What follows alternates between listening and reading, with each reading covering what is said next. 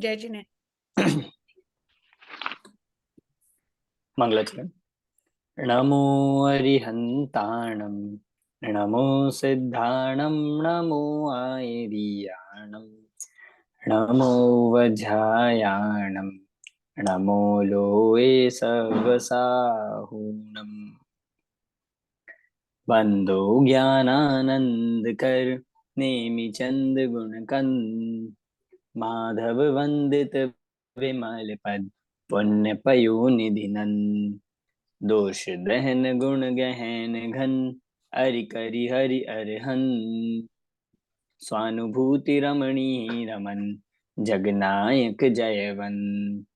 सिद्ध शुद्ध साधित सहज, स्वरस सुधारस धार। समय सार शिव सर्वगत, नमत हूँ सुखकार। जैनी बानी विविध विधि, वर्णत विश्व प्रमाण।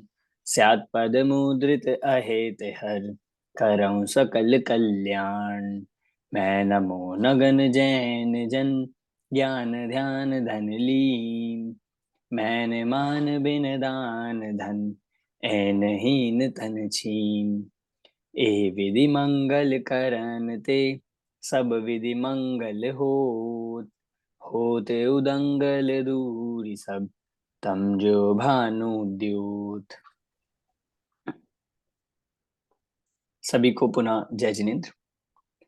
परमागम ऑनर्स सेमेस्टर 6 में पेपर 3 गुणस्थान विवेचन, इस विषय पर हम यहाँ पर विगत क्लासेस से देख रहे हैं। गुणस्थान जीव के परिणामों का नाम है। गुणस्थान मोक्ष मार्ग की यात्रा में होने वाले लेवल है। हम यूं कह सकते हैं, जो मोक्ष तक पहुंचाने वाली जो यात्रा है, उस यात्रा के जो स्टेशंस है, उस यात्रा के जो लेवल्स हैं, उनको हम गुणस्थान कह सकते हैं। ये गुणस्थान 14 प्रकार के बताए गए हैं, जिसमें जीव के परिणाम और साथ में कर्म का निमित्त नैमित्तिक संबंध, उसके साथ जो संबंध बनता है, उसके आधार पर जो विचित्र विचित्र दशाएं होती हैं, उन्हीं का नाम बस गुणस्थान है। 14 प्रकार के गुणस्थान हम यहाँ पर देख रहे हैं। आपको 14 प्रकार के गुणस्थान के नाम सबको याद होंगे। सुन लेते हैं किसी से, आज बहुत दिन से हमने सुने नहीं है। 6 गुणस्थान तो हम पढ़ भी चुके हैं। सविता जी, आप बताएंगे?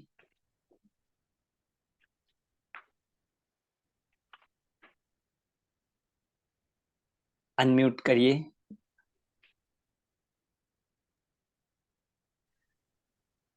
हेलो। हाँ जी। जी सर, एकदम याद नहीं है, लेकिन फिर भी पहला मिथ्यात्व, दूसरा ससाधन, तीसरा मिश्र, चौथा अविरत सम्यक्त्व, छठा देश विरत सम्यक्त्व, नहीं, पांचवा। सॉरी पांचवा देश विरत सम्यक्त्व, छठा प्रमत विरत सम्यक्त्व, सातवां अप्रमत्व, आठवां है, नहीं, सातवां अप्रमत्त, हाँ, आठवां आठवां अपूर्वकरण, हाँ जी, नौवां अनिवृत्तिकरण, 10वां सूक्ष्म संप्राय,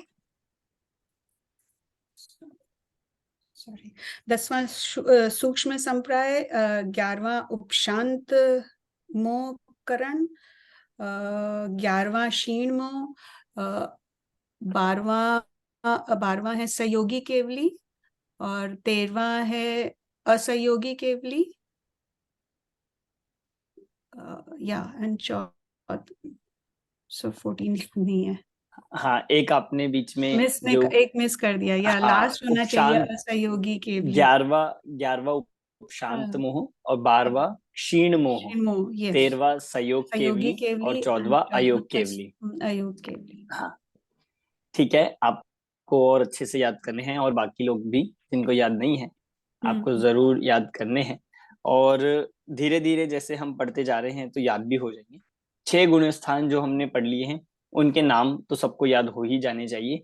मिथ्यात्व, सासादन, मिश्र, जिसको सम्यक मिथ्यात्व कहा, चौथा अविरत सम्यक्त्व, पांचवा देश विरत और छठवा प्रमत्त विरत। आज हम 7वें गुण स्थान पे चलने वाले हैं। आज हम 7, 8, 9, 10 सीधा आपको 4 गुण स्थान पढ़ाने वाले हैं। बहुत इजी है, मिलते जुलते हैं। अब सारे जो गुण स्थान हैं वो सारे मुनि अवस्था के हैं। उन गुण स्थान में सब मतलब सिर्फ और सिर्फ मुनि राज ही प्रवेश कर सकते हैं, सिर्फ दिगंबर साधु ही उसमें प्रवेश कर सकते हैं। ठीक है, मुनि में कोई भी हो सकते हैं, आचार्य भी, उपाध्याय भी और साधु भी, तीनों ही उसमें प्रवेश कर सकते हैं। तो 7वां गुण स्थान का नाम आप निकाल लीजिए। आज हमारे क्लास में अजय जी तो नहीं है, तो आपके वो जो ग्रुप पे स्लाइड भेजी गई है आप उसके आधार से कर सकते हैं, और बाकी कोई और अगर करना चाहे तो मैं होस्ट बना सकता हूँ, अगर कोई और मैनेज कर पाए शेयरिंग को तो आप बता दीजिए। 7वां अप्रमत्त विरत सप्तम गुण स्थान है। 7वें गुण स्थान का नाम अप्रमत्त विरत है। 6वें का प्रमत्त विरत था और 7वें का अप्रमत्त विरत। बिल्कुल मिलता जुलता गुण स्थान है। मिलता जुलता दिखने पर भी दोनों में जमीन आसमान का अंतर है। मतलब जैसे एक शुभोपयोग का कल देखा, तो आज बिल्कुल उसका विपरीत शुद्धोपयोग का गुण स्थान है। 7वें गुण स्थान की बहुत सारी बातें हमने कल 6वें के साथ साथ ही देख ली थी, फिर भी इस गुण स्थान को अलग से समझना बहुत जरूरी है। 7वां जो गुण स्थान है, इसमें जो जीव के परिणाम होते हैं वह परिणाम प्रमाद रहित परिणाम है। शुद्धोपयोग तो है ही, शुद्धोपयोग अब हर गुण स्थान में 7वें मतलब गुण स्थान से लेके हर गुण स्थान शुद्धोपयोग का ही है। मतलब अब जितने भी गुण स्थान है उन गुण स्थान में मुनि, कोई भी जो मुनि है उनको बाहर में आप देखोगे सब के सब आत्म स्वरूप में लीन है।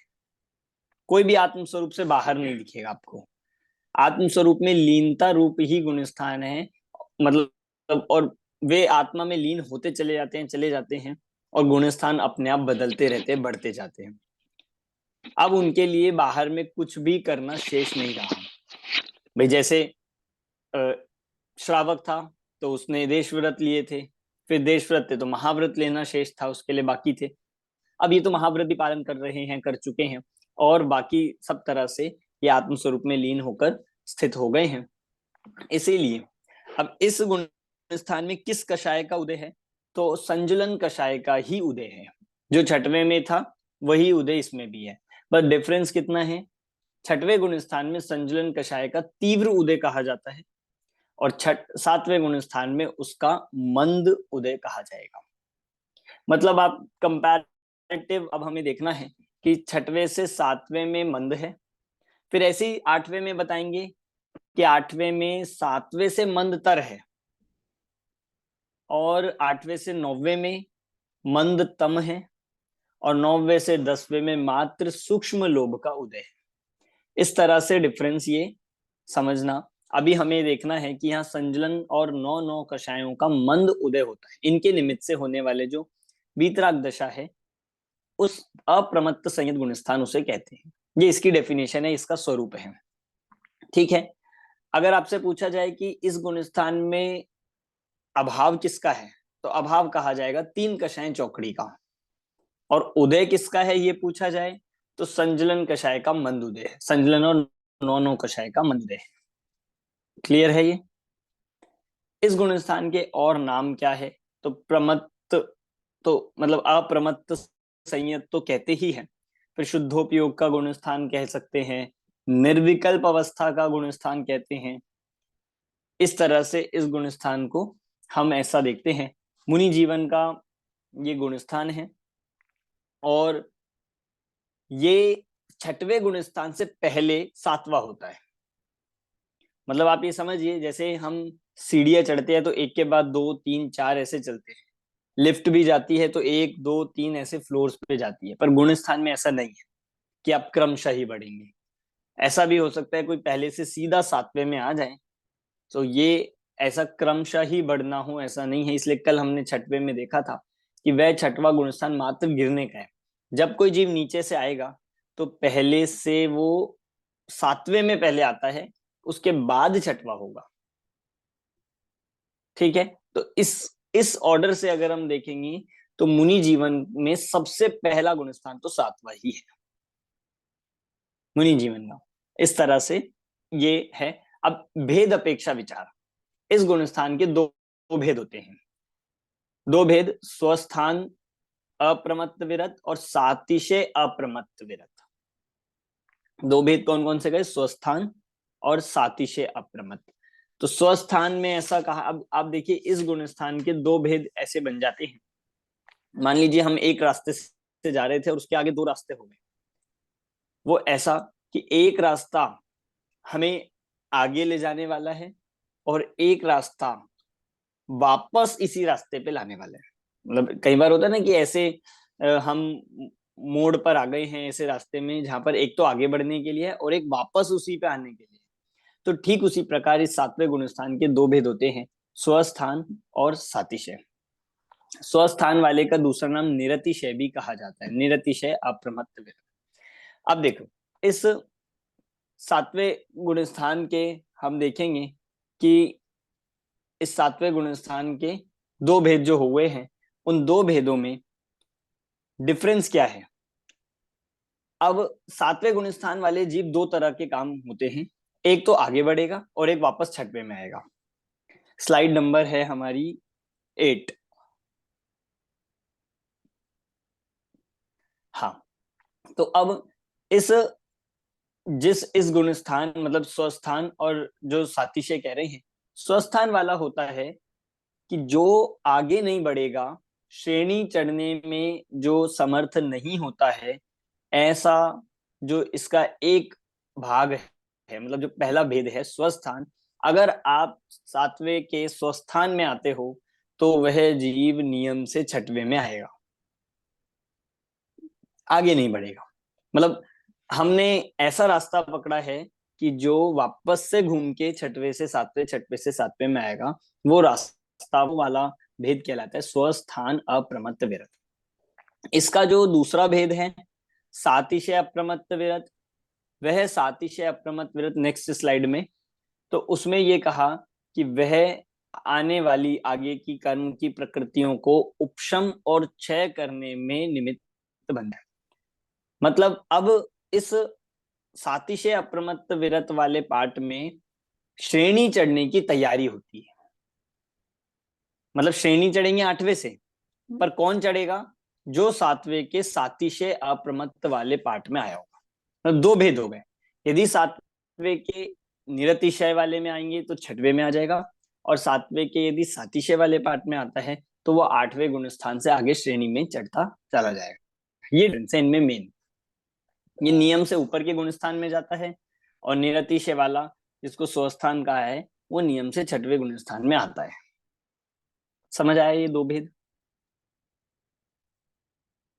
सर ये तो ठीक समझ, है। लेकिन वो जैसे आपने पहले बोला कि एक से सातवें में भी जाते हैं, तो बिना बिना सम्यक के, बिना चौथे में आए आप सीधे सातवें में जा सकते हैं एक से? बिल्कुल जाते हैं, क्योंकि वो बिना सम्यक के नहीं जा रहे हैं। सम्यक तो होगा उनको, पर चौथा गुणस्थान नहीं होगा। इसलिए कल हमने ये बात देखी थी परसों कि चौथा गुणस्थान और सम्यक दर्शन दो अलग अलग चीजें हैं। मतलब जब तीन कषायों का अभाव होगा तो दर्शन मोहनीय तो अपने आप हो ही गया। सम्यक तो एक कषाय चौकड़ी के अभाव में ही हो जाता है, तो सम्यक दर्शन तो उनके हो ही गया, और उसके साथ साथ एडिशनल क्या हो गया, दो कषाय चौकड़ी का और अभाव हो गया। तो टोटल तीन कषाय चौकड़ी के अभाव की विशुद्धि लेकर वो डायरेक्ट सातवें में चले जाते हैं। तीव्र पुरुषार्थ से ऐसी दशा की बट प्राप्ति। मिथ्यात्व से सीधे सातवें में भी जाते हैं? बिल्कुल, मिथ्यात्व से सीधे सातवें में भी जा सकते हैं। Okay, thank you. ठीक है। अब सम्यक्त्व अपेक्षा अगर हम देखें, इन दोनों में क्या डिफरेंस है सर? ये जो दोनों आपके ना स्वस्थान में या उस वाले में, तो कौन से भाव ऐसे होंगे कि हम स्वस्थान में रहेंगे या प्रमथ में जाएंगे ऐसे? अब ये जो देखिए, ये कौन डिसाइड करता है कि किस में जाना है? तो ये सबसे बड़ा क्वेश्चन है कि कौन डिसाइड करता है। तो इसमें ये जितनी भी अवस्था बनती है, ये अबुद्धि पूर्वक बनने वाली अवस्था है। आप सोच कर नहीं जाते।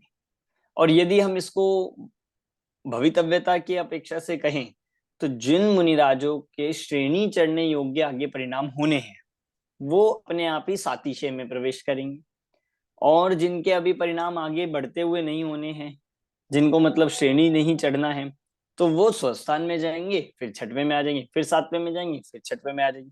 जब उनके श्रेणी के चढ़ने के परिणाम हो जाएंगे तो सातिशय में चले जाएंगे। हम ये ऐसा कह सकते हैं, जैसे इसके लिए एक एग्जाम्पल आप अभी का समझ सकते हो, इस पंचम काल में सातवें गुणस्थान तक के मुनिराज हो सकते हैं, पर इस पंचम काल में श्रेणी चढ़ने वाले कोई भी नहीं होंगे, मतलब आठवें वाले कोई नहीं होंगे। इसका मतलब क्या हो गया कि अभी जितने भी मुनिराज सातवें गुणस्थान में जा रहे हैं वो सब स्वस्थान वाले भेद में ही जा सकते हैं मैक्सिमम, क्योंकि सातिशय में तो वही जाएंगे जिनको श्रेणी चढ़ना है, और वो नियम से आगे बढ़ेंगे, नीचे नहीं आ सकते। समझ आया है? तो मतलब इनमें भावों में थोड़ा बहुत डिफरेंस होगा शुद्धि का, इसमें और मंद होंगी कषाय, ऐसा हो सकता है। बहुत ऐसे परिणाम, मतलब परिणाम शुद्ध है, बिल्कुल डिफरेंस तो बात आपने सही कही, पर ऐसे है जो पकड़ में नहीं आएंगे। दोनों ही आत्मा में लीन है, अब बताओ आत्मा में लीन वालों में क्या डिफरेंस दिखेगा? दोनों ही शुद्धोपयोगी हैं, बस कर्मों का अपना खेल चलता रहता है, इसलिए डिफरेंस भी है। अगर हम इन दोनों गुणस्थान में सम्यक्त्व देखें तो स्वस्थान वाले में औपशमिक, क्षायोपशमिक और शायिक तीनों हो सकते हैं, और सातिशय वाले में शायिक और द्वितीय उपशम ही होता है। अब ये एक नया टर्म आया है द्वितीय उपशम, ये हम नेक्स्ट गुणस्थान में पढ़ेंगे। ये वो सम्यक दर्शन है जो श्रेणी चढ़ने के लिए कंपलसरी है। श्रेणी चढ़ने के लिए, श्रेणी अगर चढ़ा जाएगा कोई जीव के द्वारा तो इसी सम्यक तो सहित चढ़ सकते हैं, उसका नाम है क्षायिक और द्वितीयोपशम, ये दो होंगे। तो इसीलिए श्रेणी वाले में तो ये दो लिख दिए। और नॉर्मल सातवें में अगर पूछा जाए आप सातवें गुणस्थान में कौन कौन से सम्यक हो सकते हैं, तो आपको आंसर लिखना है तीनों सम्यक दर्शन हो सकते हैं स्वस्थान की अपेक्षा से। क्लियर है? चारित्र देखेंगे तो चारित्र इस सातवें गुणस्थान में भी क्षायोपशमिक चारित्र है जो छठवें में था। ठीक है, फिर आगे यदि हम देखें इस गुणस्थान का काल, 15 नंबर स्लाइड है, इस गुणस्थान का काल यदि हम देखें तो जगन्य काल इस गुणस्थान का, अगली स्लाइड पर, कि एक समय है कोई सातवें गुणस्थान में आए और तत्काल ही उस जीव का मरण हो जाए। मरण होने पर वह जीव एक समय मिनिमम रहकर वापस से पहले चौथे गुणस्थान में आ जाएगा। मरण अपेक्षा ये जो बनता है ये चौथे गुणस्थान में आ जाएगा। ठीक है, मरण होने पर। फिर उत्कृष्ट काल, ये वाली अगली स्लाइड पे आ जाइए आप। उत्कृष्ट काल है जो कहा गया अंतर्मूर्त, पर अब इतना समझते चलिए छठवें का भी अंतर्मूर्त था, सातवें का भी अंतर्मूर्त है, आठवें का भी अंतर्मूर्त है, तो पिछले वाले से अगले का अंतर्मूर्त और कम कम होता जा रहा है और कम कम होता जाएगा। इसलिए मतलब आगे के गुणस्थानों का काल इतना अल्प भी हो जाता है कि अंतर्मूर्त में, जैसे हमने सुना भरत मुनिराज जो थे उन्होंने अंतर्मूर्त में केवल ज्ञान प्राप्त कर लिया, मुनि बनते ही अंतर्मुहूर्त में केवल ज्ञान प्राप्त कर लिया। तो अब आप सोचो उसमें छठवां गुणस्थान कितनी देर आया होगा, सातवां कितनी देर आया होगा, आठवां, क्योंकि क्रमशः आना है, सीधा तो नहीं जा सकते 10वें 11वें में, तो उनका टाइम इतना कम कम हो जाएगा कि सबको भी जोड़ोगे तो अंतर्मूर्ति बनता है। इसलिए सातवें का भी उत्कृष्ट काल अंतर्मूर्त है। और मध्यम काल देखेंगे तो 2 समय से लेकर अंतर्मूर्त तक के बीच के सारे मध्यम काल है। आगे चलते हैं गमन। सातवें गुणस्थान से कहां कहां जा सकते हैं? ऊपर की तरफ बात करें हम, सातवें से आठवें में जा सकते हैं, बस ऊपर एक ही रास्ता है। नीचे देखेंगे तो सातवें गुणस्थान वाला जीव छठवें में आएगा, आता ही है, पर कौन आता है ये हमें पता होना चाहिए। सातवें में से छठवें में स्वस्थान अप्रमत्त विरत ही आएगा, सातिशय वाला नहीं आएगा छठवें में। ठीक है, चौथे में कौन आता है? तो चौथे में अभी बताया था कि मरण जिसका हो जाता है वो जीव डायरेक्ट सातवें से चौथे गुणस्थान में आ जाएगा। ठीक है, अगला आगमन देखिए, अगर हम आगे स्लाइड नंबर 23 पे, अब सातवें गुण स्थान में कहां कहां से आ सकते हैं, पहले नीचे से शुरू करें हम। पहले से सातवें में अभी मैंने बताया ही, लिंगी मुनिराज आ सकते हैं। चौथे से सातवें में द्रव्यलिंगी मुनिराज डायरेक्ट आ सकते हैं, चौथे से भी। पांचवें से सातवें में आते ही हैं, जो नीचे से बढ़ते हुए आएंगे। छठवें से भी आएंगे ही उतरते टाइम, मतलब जब छठ, मतलब एक बार तो छठवें से आएंगे नहीं, पर जैसे कोई सातवें में गया फिर छठवें में आया तो फिर वो सातवें में पहुंच सकते हैं। और आठवें से सातवें में भी आते हैं उतरते टाइम। मान लो कोई उपशम श्रेणी चढ़ा था और गिरते गिरते आ रहे हैं, 11वें से 10वें, 10वें से 9वें, 8वें, ऐसे करके वो 8वें से 7वें में आ सकते हैं। ये आगमन के हो गए 5 स्थान, पहला, चौथा, पांचवा, छठवा और आठवां। ठीक है। इसके बाद विशेष। इस गुण स्थान में विशेष कहा गया है कि यहाँ पर अधा प्रवृत्तकरण होता है। 4 आवश्यक के कार्य होते हैं। आवश्यक आप समझ लीजिए, अधा प्रवृत्तकरण अभी हम, मतलब ये करण रूप परिणाम है। करण रूप परिणाम, जिन परिणामों से श्रेणी चढ़ने की तैयारी होती है, वो इस गुण स्थान में सातिशय अप्रमत्त में होता है। और 4 आवश्यक काम बताए हैं कि भाई अब क्या होगा, प्रति समय इन जीवों के क्या होंगी, अनंत गुणी विशुद्धि होगी। नए कर्मों की स्थिति का बंद रुक जाएगा। जो पूर्व में पाप बना था उनका अनुभाग भी अल्प हो जाएगा, और पुण्य प्रकृतियों का अनुभाग बढ़ जाएगा। ये सब 4, मतलब हम कह सकते हैं इसमें आवश्यक चीजें इस गुण स्थान में हो जाती हैं। तो ऐसा ये 7वां गुण स्थान है। अब इसके आगे के, 7वें के आगे के सारे गुण स्थान अप्रमत्त है। जैसे इसमें तो अप्रमत्त लगा है, पर अगर आप अपूर्व करण में भी अप्रमत्त लगाओगे तो कोई दिक्कत नहीं। अपूर्व करण वाला भी अप्रमत्त है, अनिवृत्ति करण वाला भी अप्रमत्त है, सब आगे के प्रमाद रहित हैं। इसीलिए इस गुण स्थान के जो शब्द लगा है अप्रमत्त, वो आदि दीपक के रूप में यहाँ पर लगा है। समझ आया आपको 7वां गुण स्थान? कोई क्वेश्चन 7वें गुण स्थान में हमें?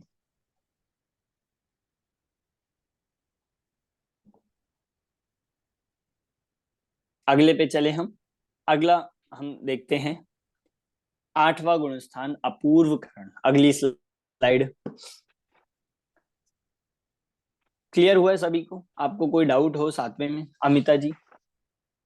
नहीं सर, जो जैसे आप आपने कहा कि आगे के हम अप्रमत्त बोल सकते हैं, तो पहले के हम प्रमत्त भी बोल सकते हैं, पहले के जितने भी हैं। बिल्कुल बोल सकते हैं। सर इसमें एक स्लाइड है जिसमें लिखा है ये मरण अपेक्षा गुण स्थान से आने पर बनेगी। ये स्लाइड समझ में नहीं आई थी बराबर। स्लाइड नंबर क्या है? I think 17।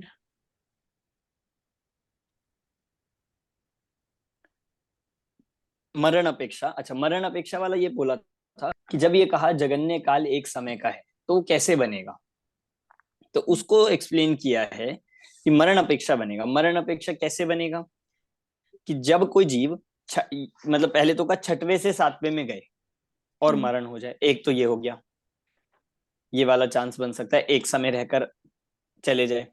दूसरा, ऊपर से आते वक्त, अब ऊपर से 2 श्रेणियां हैं, उपशम श्रेणी और शपक श्रेणी। शपक श्रेणी वाला गिरता नहीं है तो वो तो सीधा बढ़ते हुए जा रहे हैं। उपशम श्रेणी वाला जो 8वें से 7वें में आया और एक समय रहा और अगले समय उसका मरण हो गया, तो वो उस अपेक्षा से एक समय रहकर मिनिमम टाइम बन सकता है। Okay, thank you sir. ठीक है, ये है इस तरह से। आगे अब हम अगली उसमें चलते हैं, अपूर्वकरण। अपूर्वकरण नाम का ये 8वां गुण स्थान है। स्लाइड आप निकाल लीजिए, अपूर्वकरण। अब यहाँ से जो गुण स्थान प्रारंभ हुए हैं, श्रेणी चढ़ने का कुछ मतलब है या सिर्फ वो नाम है इसलिए तो आप उसको कहते हैं श्रेणी चढ़ना? अब श्रेणी चढ़ना मतलब ऐसा लगता है लोगों को कि कोई सीढ़ी चढ़ना है। गुण स्थान पर ये बढ़ना। कोई सीढ़ी चढ़ना नहीं है। श्रेणी चढ़ने का मतलब होता है वास्तव में परिणामों की विशेष रूप से विशुद्धि होना, शुद्धता। परिणामों की ऐसी शुद्धता होते जाना, और उसका ऐसा कमाल होता है कि अंतर मुहूर्त में ये जीव श्रेणी चढ़ के मोक्ष को प्राप्त कर लेगा, केवल ज्ञान आदि को प्राप्त कर लेता है, तो उसे कहते हैं श्रेणी।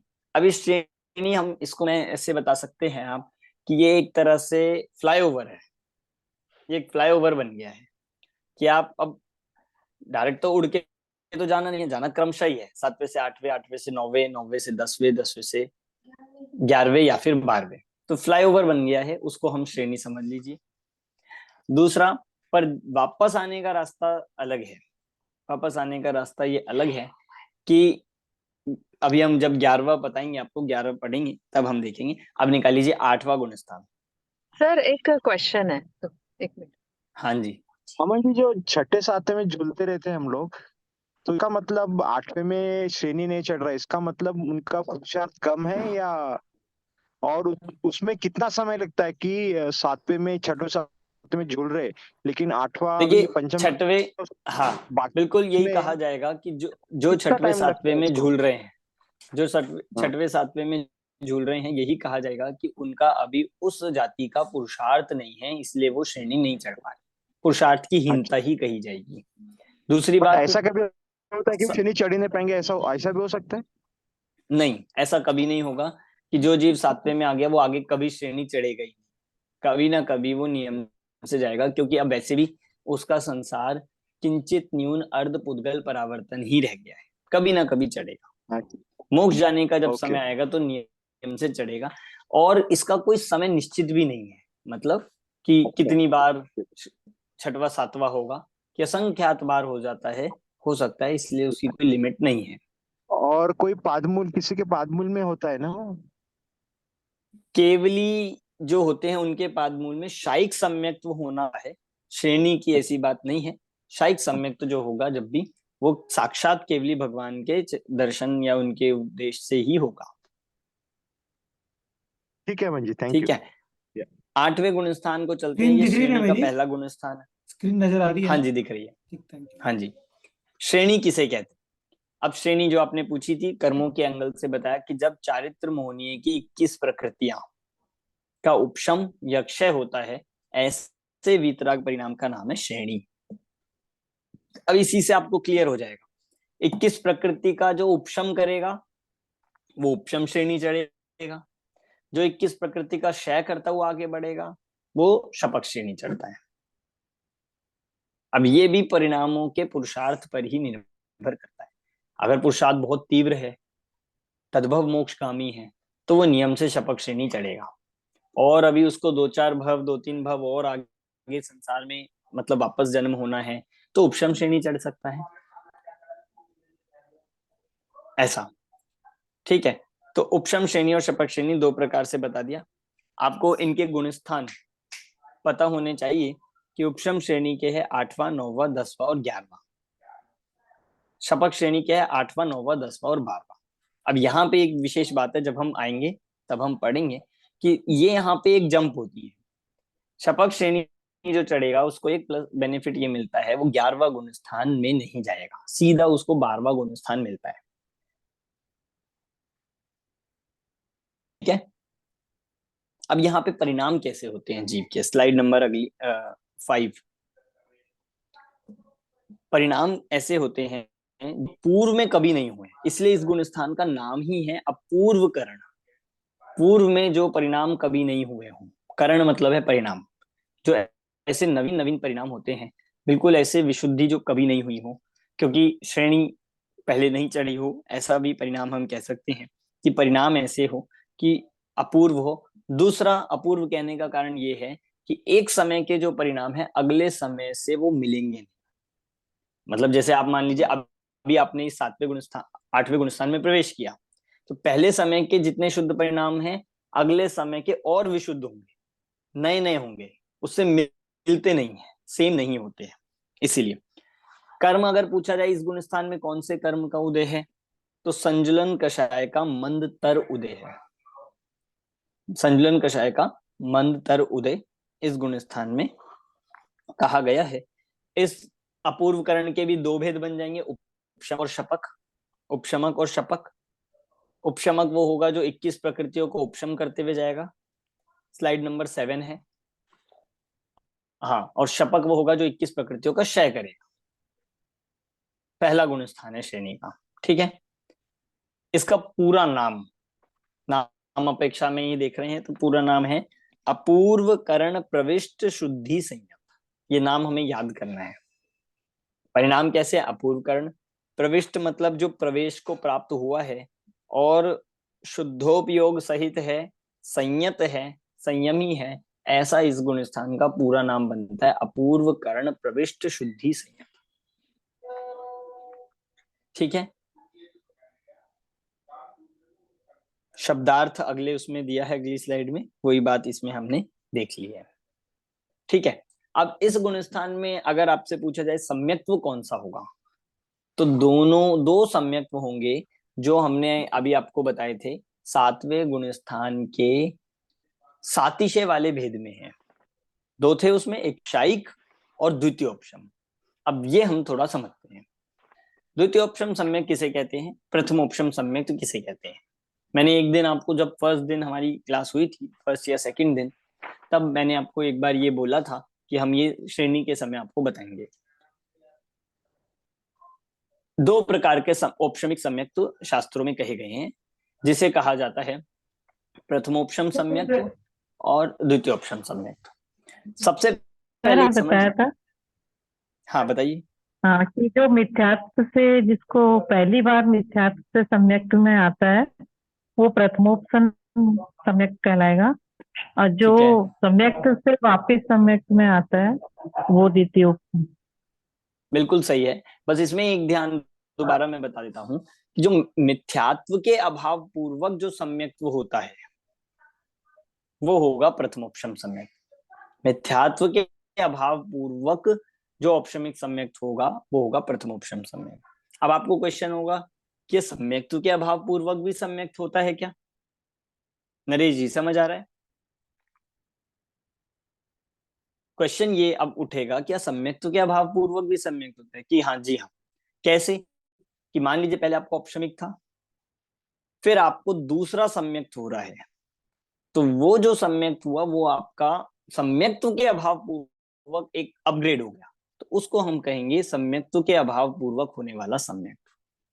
और इसकी मैं आपको थोड़ी, मतलब ये तो मैंने अपनी बोलचाल की भाषा में बता दिया, अगर हम इसको ये कहेंगे तो क्षायोपशमिक सम्यक्त्व के अभाव पूर्वक होने वाला जो सम्यक्त्व है उसको कहते हैं द्वितीयोपशम सम्यक्त्व। क्योंकि अभी तक आप देख रहे हैं कि लंबे समय तक जो चलता है वो क्षायोपशमिक चलता है। ठीक है, अब उसके जो होगा क्षायोपशमिक के अभाव से जो सम्यक्त्व होगा फिर से औपशमिक में आता है, पर कौन सा होता है अब? द्वितीयोपशम सम्यक। तो अब अगला क्वेश्चन ये आता है कि आपको क्षायोपशमिक सम्यक्त्व का अभाव क्यों करना पड़ता? आप स्लाइड निकालिए 11 नंबर की। अब क्वेश्चन ये है कि द्वितीयोपशम सम्यक्त्व से पहले अगर मान लीजिए हमें क्षायोपशमिक सम्यक्त्व था, तो हम उससे श्रेणी क्यों नहीं चढ़े? क्योंकि क्षायोपशमिक सम्यक्त्व के साथ श्रेणी नहीं चढ़ा जा सकता। क्षायोपशमिक सम्यक्त्व में क्योंकि चल मल अगाढ़ दोष होते हैं, उसमें सम्यक्त्व अभी दोष सहित है, निर्मल सम्यक्त्व उसको नहीं कहते हैं, इसीलिए उसके साथ श्रेणी चढ़ने जैसी विशुद्धि नहीं होती।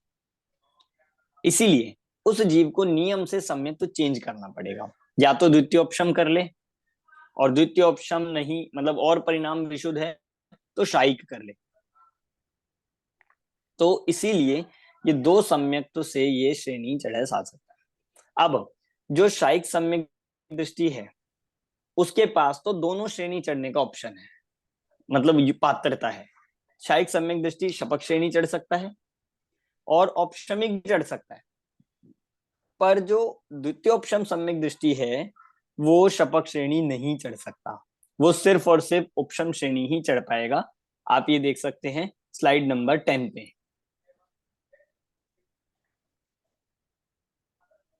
ये देखो, उपशमक जो है, जो उपशम श्रेणी चढ़ रहे हैं, उसके दोनों सम्यक्त हो सकते हैं। इसको मैंने दूसरे तरीके से बताया, शायिक सम्यक दृष्टि दोनों श्रेणी चढ़ सकता है, पर द्वितीयोपशम सम्यक दृष्टि शाय शपक श्रेणी नहीं चढ़ पाएगा, क्योंकि उसने क्षय नहीं किया, वो सिर्फ उपशम श्रेणी चढ़ पाएगा। ठीक है, इसका मतलब सम्यक तो द्वितीयोपशम सम्यक से हम यहाँ पर श्रेणी चढ़ने के लिए अनिवार्य है। इस तरह से ये बात कही गई। क्लियर हुआ है कुछ ये?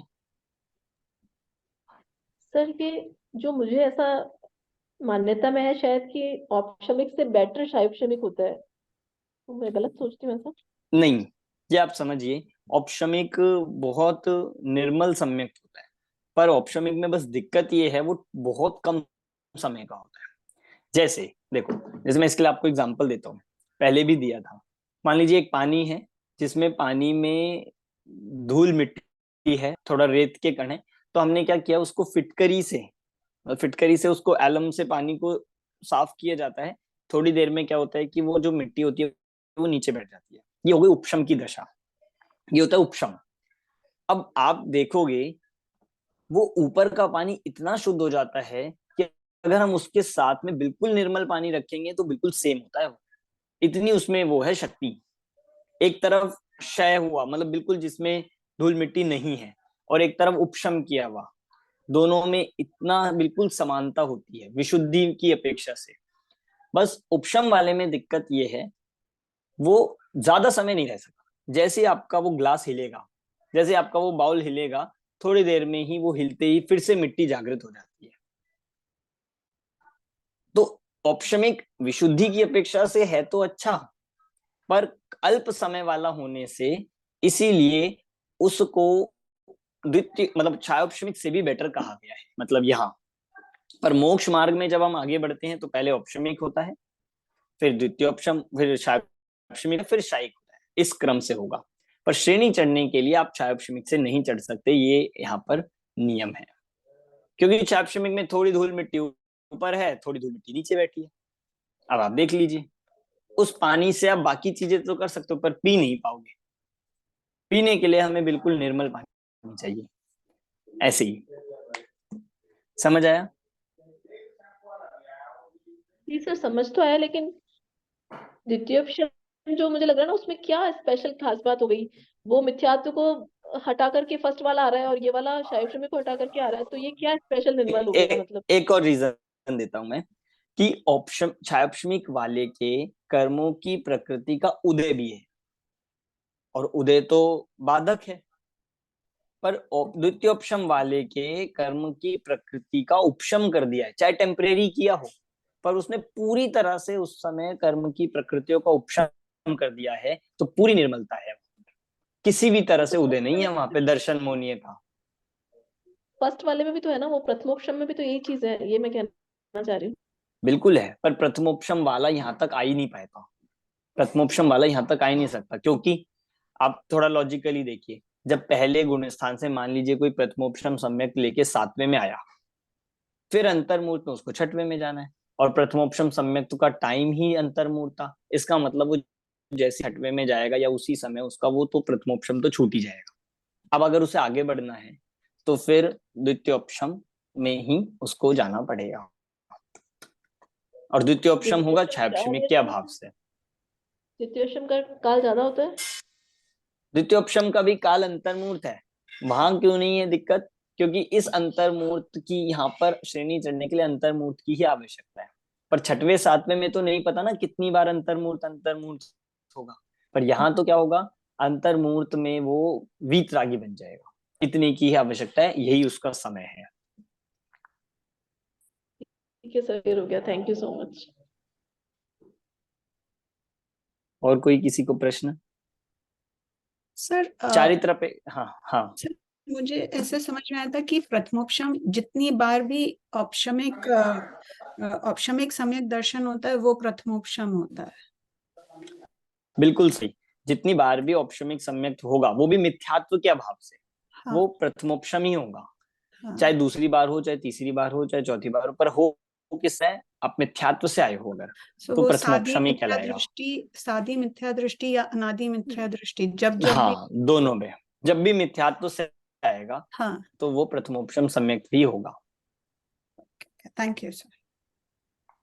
चारित्र अपेक्षा अगर हम देखते हैं तो उपशम श्रेणी चढ़ने वाले का औपशमिक चारित्र है, छपक श्रेणी चढ़ने वाले का शायिक चारित्र है। मतलब इस 8वें गुणस्थान में दोनों चारित्र संभव है। ठीक है, चलते हैं हम आगे। अब इस गुणस्थान का काल अपेक्षा नंबर 18। तो इस गुणस्थान का जगन्य काल एक समय है, मरण की अपेक्षा से फिर से वो ही है। मतलब इस गुणस्थान में भी मरण हो सकता है। किसी मुनिराज की आत्मस्वरूप में लीन हो, आयु पूरी हो जाए, 8वें में आए थे और उनका हो जाएगा। पर कब होगा? उतरते समय होगा, चढ़ते समय मरण नहीं होगा। मतलब कोई 7वें से 8वें में आया तो मरण नहीं होगा, पर 9वें से 8वें में आएंगे जब उपशम श्रेणी उतरते समय, तब ये मरण की अवस्था बनती है। ठीक है, मतलब एक चीज हम सब ये ध्यान रखना होगा कि जब हम कर्णा नियोग का विषय पढ़ते हैं तो उन विषय में कर्णा नियोग को अतर्क गोचर कहते हैं। अब आप पूछो ऐसा क्यों, चढ़ते हुए क्यों नहीं मरण होता? कि क्यों का उत्तर कर्णा नियोग में नहीं होता। कर्णा नियोग में लॉजिक नहीं चलते हैं, वह तो केवली भगवान की आज्ञा से ही, आज्ञा के अनुसार ही प्रमाण करना होता है कि जो जैसा बताया गया है वैसा स्वीकार करना होता है। जहां तक लॉजिक हो सकता है वहां पे लॉजिक से समझ ले, पर हर जगह वो नहीं लगता है, इसलिए हमें उसे आज्ञा से स्वीकार करना होता है। ठीक है, अब उत्कृष्ट काल देखिए, उपशम श्रेणी से उतरते समय लिखा है, शपक श्रेणी से उतरते समय नहीं लिखा, क्योंकि शपक श्रेणी वाला उतरता ही नहीं है। ठीक है, उत्कृष्ट काल देखिए तो अंतर्मूर्त है, इस गुण स्थान का भी उत्कृष्ट काल अंतर्मूर्त है, सबका अंतर्मूर्ति आएगा। मध्यम काल लगा लीजिए 2 समय से लेके अंतर्मूर्त तक, इस तरह से इसका बनता है। अब आ जाइए गमन आगमन पे, स्लाइड नंबर 24। गमन इस गुण स्थान से कहां कहां जा सकता है? 24 ये है। अच्छा 20, अच्छा ये 23 है। हाँ, तो गमन वाली स्लाइड। हाँ, तो इस गमन हम कहाँ कहाँ होगा, अगर आपसे मैं पूछूं तो आप भी बता सकते हैं। इस 8वें गुण स्थान से ऊपर की तरफ एक ही जगह जाएगा, सिर्फ 9वें में। ठीक है, नीचे की तरफ उतरेगा तो 7वें में आ सकता है, और मरण होगा तो 4थे में आ जाएगा। बस, बहुत इजी गुण स्थान है ये 8वां, इसमें कुछ भी ज्यादा याद ही नहीं करना। काल अंतर्मूर्त है, गमन 3 जगह है। 9 में कौन जाएगा? तो 9 में दोनों जा सकते हैं, दोनों श्रेणी वाले जा सकते हैं। उपशम श्रेणी वाले के में भी 9 में भी जाएगा, और शपक श्रेणी वाले भी 9 में। मतलब ये श्रेणी आप समझ लीजिए 2 ऐसे रास्ते हैं जो पैरेलल चल रहे हैं।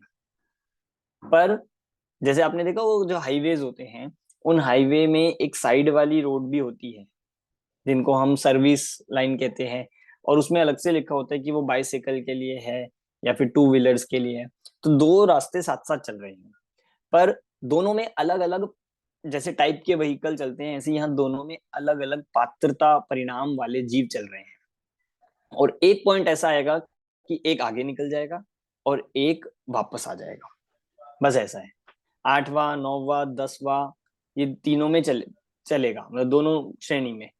फिर 10वें में पहुंच के शपक श्रेणी वाला 12वें में पहुंच जाएगा, और वो 11वें में चला जाता है, और वो 12वें से आगे चला जाता है, और वो 11वें से नीचे आ जाता है। ये है बस, ये डिफरेंस है श्रेणी में।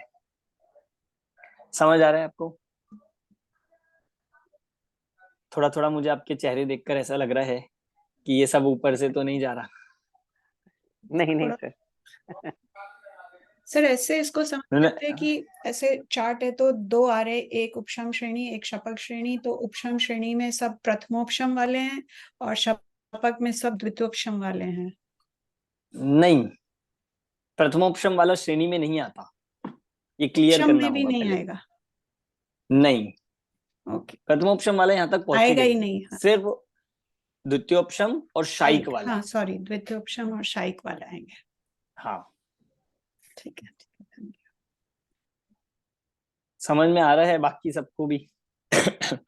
मैं मतलब पूरी कोशिश कर रहा हूँ कि ये, क्योंकि ये विषय ऐसे मतलब ऑनलाइन क्लास में समझाना थोड़ा और मुश्किल होता है, और इतने कम समय में समझाना तो और ही ज्यादा मुश्किल है। सर भाव तो समझ में आ ही रहा है। हाँ सर, बहुत अच्छे से समझ में आ रहा है। क्योंकि पर नरेश जी, ये तो थोड़ा सा जो विषय है ये भाव वाला नहीं है। मतलब इसमें क्या है, हम भाव समझ लेंगे पर पेपर में फैक्ट ही लिखना पड़ेगा, भाव नहीं लिख सकते। सर आपने बता देना, सब तो थोड़ा, ऑटोमेटिक होता है, ज्ञान में रहेगा तो ऑटोमेटिक होता है कि हाँ बहुत वो टेक्निकल है। श्रेणी चढ़ने में तो ऑटोमेटिक होगा, बिल्कुल उसकी चिंता मत करो, पर पेपर लिखने में ऑटोमेटिक नहीं होगा। पेपर संभाल लेंगे सर, ओपन बुक है, पर श्रद्धांत पक्का हो गया ना सर, श्रद्धांत की बात है सारी। हाँ, श्रेणी में आप ये समझो ऐसी व्यवस्था है कि जो मुनिराज जानते भी नहीं हो बारे में श्रेणी के, वो भी श्रेणी चढ़ जाते हैं, ऐसी ऑटोमेटिक व्यवस्था है। अमन जी, ये ठीक है, श्रेणी चढ़ना वगैरह सब अबुद्धिपूर्वक होता है ना? उपशम में जाना है कि सक्षम, हाँ सॉरी, बिल्कुल, उपशम में जाना है कि? अबुद्धिपूर्वक परिणामों में हाँ, वो तो ये कारण बनता है। समझ में नहीं आता ना मेरे ख्याल से वो। उनको आनंद में डिफरेंस आता रहेगा बस, जैसे जैसे हाँ, बढ़ेंगे उन जीव के। पर करेक्ट। जो मुनिराज है वे तो एक ही जैसा पुरुषार्थ कर रहे हैं दोनों, वो है आत्मलीनता का बस। हाँ, और उसका भी एक लिमिट है कि उपशम शनि कितने बार चढ़ेगा, उसका भी एक ये है, यानी उससे देखिए, ज्यादा नहीं चढ़ सकता। शपक श्रेणी का तो ये कहा है कि एक बार ही चढ़ता है और उसी में मोक्ष जाता है। ठीक है। ये उपशम श्रेणी का ऐसे, उपशम श्रेणी की तो ऐसी कोई संख्या मुझे तो पढ़ने में नहीं मिली है, आपको मिली हो तो आप दिखाइएगा। पर ऐसा सुना अच्छा। है कि वह जीव मतलब कम से कम 3-4 भव में वो आगामी मोक्ष प्राप्त कर ही लेता है। हम्म हम्म, प्रमाण एक बार देखने लायक है, आप भी देखिएगा, मैं भी दूंगा। ओके। जहाँ तक मैंने आपको बताऊंगा, शायद पढ़ा है मैंने कि ये। आप भेजिएगा। तो आगमन देख लेते हैं, लास्ट इस गुण स्थान से आगमन 7वें से 8वें में आया ही जाता है चढ़ते वक्त, और उतरते वक्त 9वें से 8वें में आया जाता है। ये आगमन हो गया। ठीक है, ये आगमन वाले इसका हुआ। अब बाकी इस गुण स्थान में और विशेष अपेक्षा से हमें और नहीं देखना है, मतलब कुछ इसमें, और वही वही 4 आवश्यक इस गुण स्थान में भी होते हैं जो हमने अभी 7वें में देखे थे, जो पूर्व में देखे थे। गुण श्रेणी, निर्जरा, गुण संक्रमण, स्थिति कांडघात, अनुभाग कांडघात, वो अभी आप उसको गौण कर सकते हैं, वो इसमें भी होते ही हैं 4 आवश्यक। ठीक है, ये विशेष बात हो गई। तो अभी अपना क्योंकि समय हो रहा है, अब हमने 7वां और 8वां गुण स्थान आज देख लिया है, 7वां और 8वां। बाकी 9वां 10वां भी बहुत छोटा सा गुण स्थान है, बहुत ही संक्षिप्त है, और उनमें भी इसी तरह की बात है, बहुत ही बिल्कुल सिमिलर सी बात है अनिवृत्तिकरण में। तो सूक्ष्म संप्राय वाले में भी, तो इसको हम कल की कक्षा में देखेंगे। अनिवृत्तिकरण और सूक्ष्म संप्राय को हम कल की कक्षा में देखेंगे, और हो सकता है अपना 11वां भी कल हो जाए। कल अपनी जो क्लास रहेगी वो जो रेगुलर चलती है सैटरडे मॉर्निंग वो ही रहेगी। सैटरडे मॉर्निंग कल इवनिंग में नहीं रहेगी, कल सैटरडे मॉर्निंग में ही रहेगी। तो आप सब उसका थोड़ा ध्यान रखें।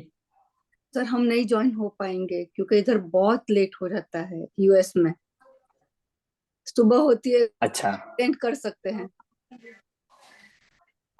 तो रात तो को 11:15 बजे 11 बजे क्लास चालू होती है, तो फिर तब तक बहुत नींद आने लगती है। और ये तो गुनसान है तो उसमें तो ज्यादा। हाँ, इसमें तो आप श्रेणी पे ही चढ़ जाओगे। हाँ, तो हो सके तो एक ये सैटरडे प्लीज सुबह कर दीजिए। मतलब देखिए आप हो बाकी सकता अगर है, अब बाकी स्टूडेंट्स, हाँ मतलब बाकी आप लोग जैसा हाँ, कहें तो हम कर सकते हैं। सबकी अनुकूलता जैसे हो, नहीं तो हम हाँ, सुन अगर बाकी लोग कहते हैं कि कल शाम को रखना है तो हम शाम को ले लेंगे, कोई दिक्कत नहीं है। सर सर जैसे आपको मुझे ठीक कोई लगे। आपत्ति नहीं है। तो मुझे तो सुबह सर वाले कल भी पेपर से, इवनिंग में रख लेते हैं। सर मुझे भी इवनिंग में चलेगा। विनीता जी, आपको भी? मुझे सुबह चलेगा ना, इवनिंग में कहीं जाना है डिनर पे। अच्छा, तो मतलब मेरा तो ये है, सिर्फ समय के लिए है कि सुबह हमें 2 घंटे मिल जाएंगे या 1.5 घंटा जो हम लेते हैं, और शाम को अपना 1 घंटा होगा। तो कल हमारे 3 या 4 गुण स्थान, 3 गुण स्थान, 4 गुण स्थान आराम से 1.5 घंटे में हो सकते हैं। तो हम ऐसा करते हैं, कल मॉर्निंग में ही लेते हैं, कल यहाँ पे मॉर्निंग में ही लेंगे। फिर आपको रिकॉर्डिंग 2 रखनी दिन का ब्रेक, 2 दिन का ब्रेक रहेगा। सैटरडे इवनिंग भी फ्री है और संडे भी मॉर्निंग इवनिंग दोनों फ्री रहेगा। तो आप इतना हम जो होगा, और जो कल की कक्षा में सुबह नहीं आ पाएंगे वो रिकॉर्डिंग देख सकते हैं। बाकी डाउट के लिए हम अभी मंडे को अपनी जब नेक्स्ट क्लास रहेगी, जब भी, उसमें हम बाकी करेंगे और डाउट्स ले लेंगे। ठीक है, ठीक है। हाँ ठीक है। अभी की क्लास यहीं पे पूर्ण करते हैं। कल प्रातःकाल जो अपना रेगुलर समय रहेगी 8:15 बजे से, वो अपनी कक्षा रहेगी। आप सब उसमें जरूर जुड़े। हाँ सभी को जय जिनेन्द्र। जय जिनेन्द्र। जय जिनेन्द्र। जय जिनेन्द्र सर। जय जय।